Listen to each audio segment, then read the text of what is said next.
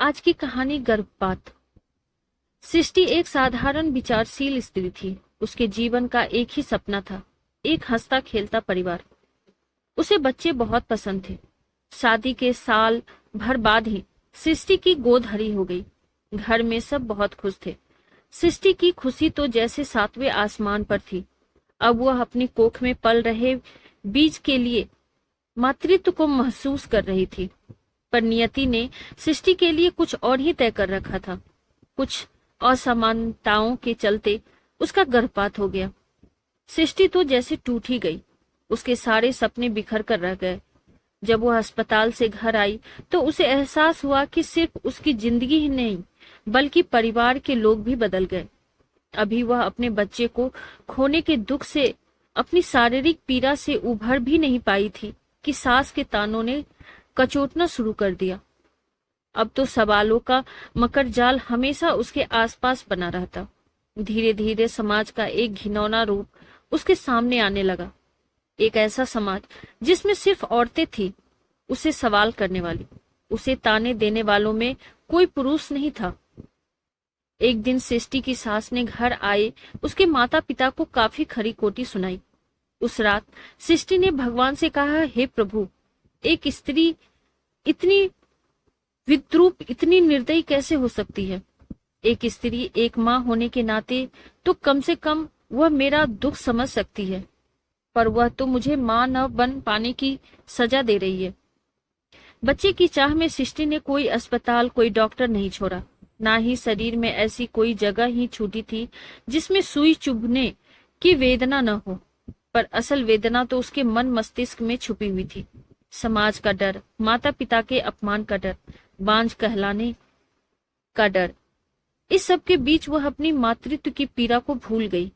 इसी तरह 7 साल बीत गए। जीवन में आया तूफान थमने का नाम ही नहीं ले रहा था। सीमेंट से बना बांध भी कई बार पानी में आए तूफान को रोकने में असमर्थ होता है। फिर सृष्टि तो हार मांस की बनी थी। विचारों के तूफान को वह रोक नहीं पाई। उसने आत्महत्या करने की कोशिश की। पति ने आकर संभाला और कहा, जो बच्चा दुनिया में नहीं है उसके लिए तुम जान दे रही हो। मुझे बच्चा नहीं चाहिए, तुम मेरे लिए अधिक अनमोल हो।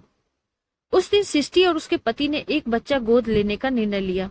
घर में उन्होंने किसी को कुछ नहीं बताया। उस दिन सृष्टि अनाथाश्रम की कागजी कार्रवाई पूरी करने गई तो उन लोगों ने उसे इनफर्टिलिटी सर्टिफिकेट लाने को कहा। सर्टिफिकेट लेने के लिए वह अपने डॉक्टर के पास गई तो उसकी जुबान लड़खड़ाने लगी। जब वह सर्टिफिकेट लेकर बाहर निकली तो पूरी तरह से खाली थी। बहुत रोई थी उस रात सृष्टि।